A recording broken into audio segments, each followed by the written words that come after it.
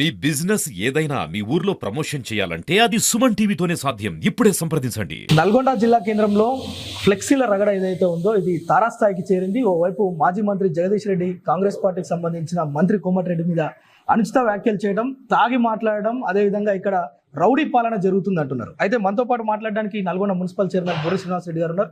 అన్న నమస్తే. ఏందన్న నల్గొండలో ఈ ఫ్లెక్సీల రగడ ఎందుకు ఇంత పెద్దగా జరగాల్సిన అవసరం ఉండేనా? మాటల యుద్ధం తారాస్థాయికి చేరింది. సంవత్సర కాలంలో ఎలాంటి ఫ్లెక్సీ గడబలు లేవు, ఏం లేవు.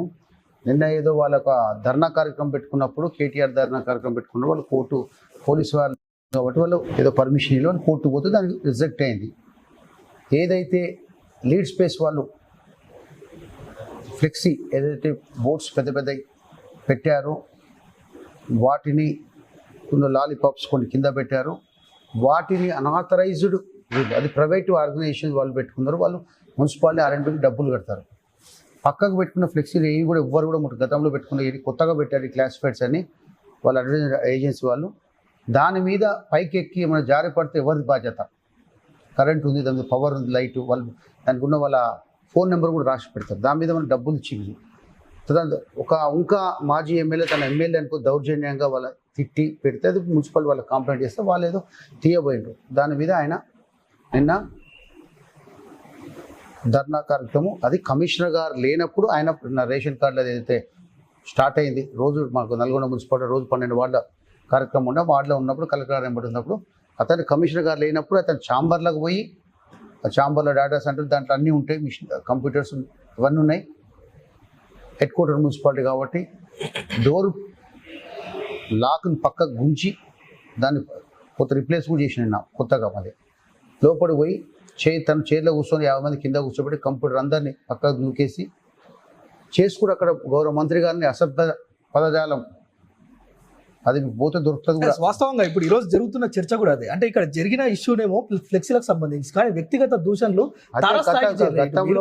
గతంలో కూడా తను 2-3 సార్లు మంత్రి గారి మీద తన తల్లి మీద అసభ్య పదజాలం యూజ్ చేస్తాడు. అతనికి నాన్పుడు గతంలో కూడా మున్సిపల్ ఎలక్షన్లప్పుడు ఒక బీజేపీ అభ్యర్థిని లేడీని అడ్డగులు మాట్లాడి తను మాట్లాడిన భాషకు అతను ఊరేసుకొని చావాలి. ఆ రోజే అతనికి నోరు దురుసు ఎక్కువ, పరమ బూతు భాష వాడతాడు. నిన్న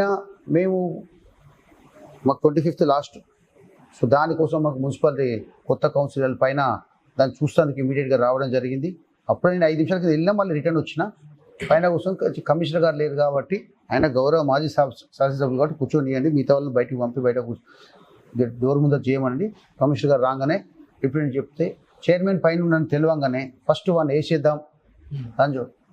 ఈ భాష మీరు విన్నారా? దాంట్లో భాష ఉంది. సో తనని ఆ భాష వాడినందుకు మీకు కిందికి వచ్చినాం. పోలీసు వాళ్ళ గంటన్నర వాళ్ళు పోలీసు వాళ్ళు గౌరవం ఇచ్చి మాజీ ఎమ్మెల్యేని గౌరవం ఇచ్చారు. వాళ్ళని కూడా అదే సేమ్ భాష యూజ్ చేసిండు.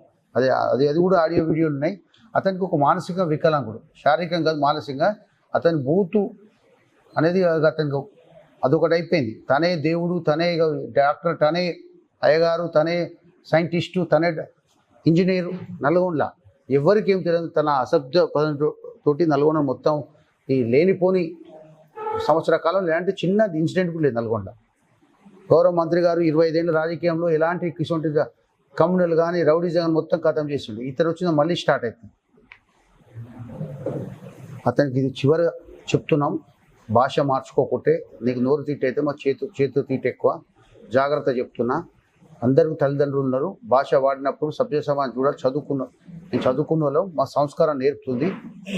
కానీ జగదీష్ రెడ్డి గారు కూడా మీడియాతో మాట్లాడుకుంటా నల్గొండలో కోమటిరెడ్డి అనుచరులు రౌడీజం చేస్తున్నారు అంటే జగదీష్ రెడ్డి రౌడీజం చేసి జగదీష్ రెడ్డి అంటే నల్గొండ టౌన్లో అడుగు పెట్టాడు. గుర్తుపెట్టుకోము జగదీష్ రెడ్డి గారు. మేము రౌడీజం చేస్తే నల్గొండ అడుగు పెట్టాము. గుర్తుపెట్టుకో. రౌడీజం ఏంటంటే మేము రౌడీ షీటర్ మా దగ్గర లేవు, రౌడీ షీట్ మాకు ఓపెన్ లేదు. నువ్వు అనుకో నీ మీద కేసులు ఉండొచ్చు కానీ మా మీద చిన్న ఏదో ధర్నా కేసులు ఉండొచ్చు కానీ నీ మీద ఉన్న కేసులకు మాకు ఏం లేదు. రౌడీజం నువ్వు 10 ఏళ్లకు నల్గొండ జిల్లాకు పెట్టిన దరిద్రం. నువ్వు ఏం చేసినావు అంటే జగదీష్ రెడ్డి 10 ఏళ్ళకి ఏంటంటే ఫంక్షన్లకు రావడం, తినడం, తాగడం, పోవడం, ఈ పని తప్పించి చేసింది ఏం లేదు. నీకు అయ్యేది లేదు. ఏదో బొట్టా బయట గెలిచినావు.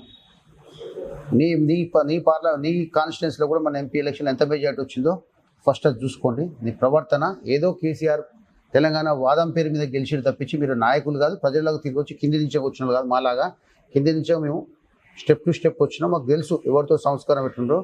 నువ్వు ఇంకొకసారి మంత్రి గారి గురించి మాట్లాడితే నీకు అంత స్థాయి కాదు. నీ 10 ఏళ్ల మంత్రి కూడా నువ్వు ఏం తెచ్చుకున్నావు? కోమటిరెడ్డి వెంకరెడ్డి అంటే బ్రాండ్. అది ఎక్కడ చేసిన భువనగిరి కానీ నల్గొండ పార్లమెంట్ కానీ అన్నదమ్ములు గెలుస్తారు.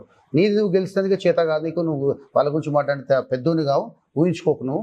కానీ ఈ రోజు ఆ బ్రాండ్ ఒక కేటీఆర్ ని చూసి భయపడుతుంది, బీఆర్ఎస్ జెండాను చూసి భయపడుతుంది అంటున్నారు. దానికి మీరేం చెప్తారు? కేటీఆర్ ఎవరు? తండ్రిని చూసి వచ్చిన నాయకుడు, తండ్రి పేరుతో వచ్చిన నాయకుడు. నీకేం అర్హత ఉంది? తెలంగాణ ఉద్యమంలో 2009లో వచ్చినావు. కేకే మహేందర్ రెడ్డి గారి పోస్ట్ తీసుకొని 200 ఓట్లతో గెలిచినావు. నువ్వు చేసిన దౌర్జన్యాలు, ఇసుక దందాలు నువ్వు చేసిన ఎంత ఇవాళ ఏమవుతుంది? అన్ని కేసులు మీ మీదే వస్తున్నాయిగా.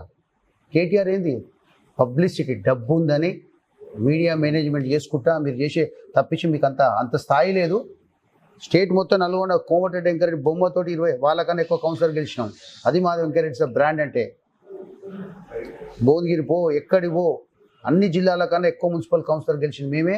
మీరు దొంగ చాటుగా మీరు చైర్మన్ లైట్ తప్పించి మీరు మా నల్గొండ జిల్లా ఏం చేయదు. 2 ఎంపీలు కూడా మేము 2 ఎంపీలు గతంలో గెలిచినా, ఇప్పుడు కూడా భారీ 8.5 లక్షల మెజార్టీ 2 ఎంపీలు.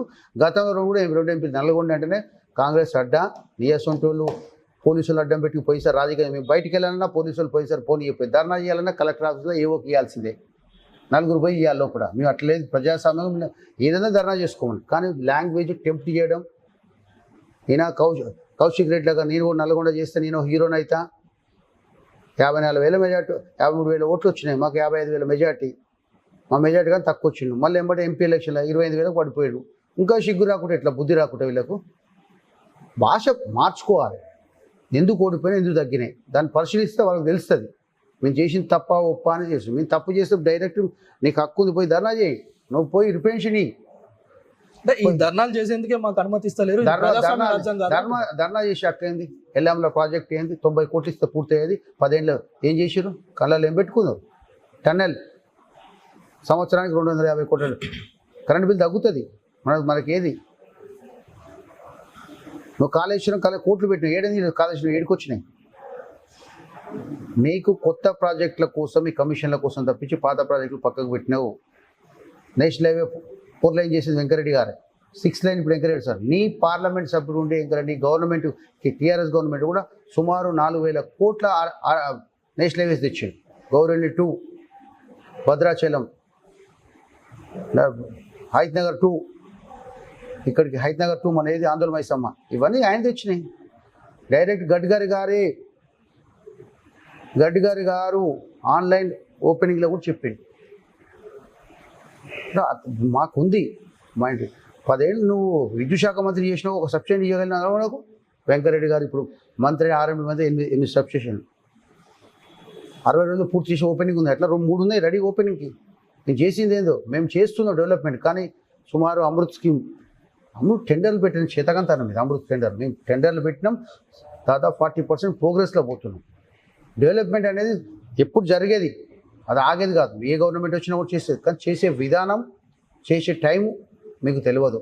చివరిగా ఒక విషయం చెప్పండి. ఇప్పుడు నిన్న జరిగిన ఈ ఫ్లెక్సీ వివాదం ఇది రాబో రోజులలో ఇంకా రంగులు మారుతుందా? ఇప్పటికి ఆగిపోయింది. రంగులు మారుతుంది. భాష వాళ్ళ ప్రతిపక్షంలాగా బిహేవ్ చేస్తే మేము ఏమన్నాం? ప్రతిపక్షం ప్రశ్నించే గుణం నేర్చుకో, మేమేమన్నాం? ఇదే విధంగా బూతులు చేత పట్టుకుంటే ఇప్పటికీ 4 సార్లు 3 సార్లు హెచ్చరించినాం. ఇప్పటి నుంచంగా మేము చేస్తే మేము ఏందో చూపిస్తాం. 25 ఏళ్ళ వెంకరెడ్డి గారు ఎక్కడ దౌర్జన్యం రౌడీజం చేసిన ఎక్కడ ఉందా? ఒక కమ్యూనిటీలో ఒకప్పుడు నల్గొండ ఉందా? ఇప్పుడు ఇవన్నీ పోయి అందరం మత సామరస్యం అందరం కలిసి బతుకుతున్నాం. ఇటువంటి చీడ పురుగు అది కూడా ఎక్కడో అప్పుడున్న మీ ప్రభాకర్ రావు ఇక్కడ చేసిన ఎస్పీలు వీళ్ళంతా వచ్చి కావాలని ఆ రోజున రేవంత్ రెడ్డి గారిని వెంకరెడ్డి గారిని టార్గెట్ చేసి ఓడగొడతాను చేసిన తప్పు. కానీ మీతో కాదు, మీ తాతలతో కూడా కాదని చెప్తున్నాం. రైట్, వెంకరెడ్డి గారిని. సో నల్గొండలో జరిగిన ఈ ఫ్లెక్సీ వివాదం ఏదైతే ఉందో దీనికి సంబంధించి మాటలు జాగ్రత్తగా మాట్లాడాలి, లేకపోతే మేమేంటో చూపిస్తామని చెప్తున్న పరిస్థితి అయితే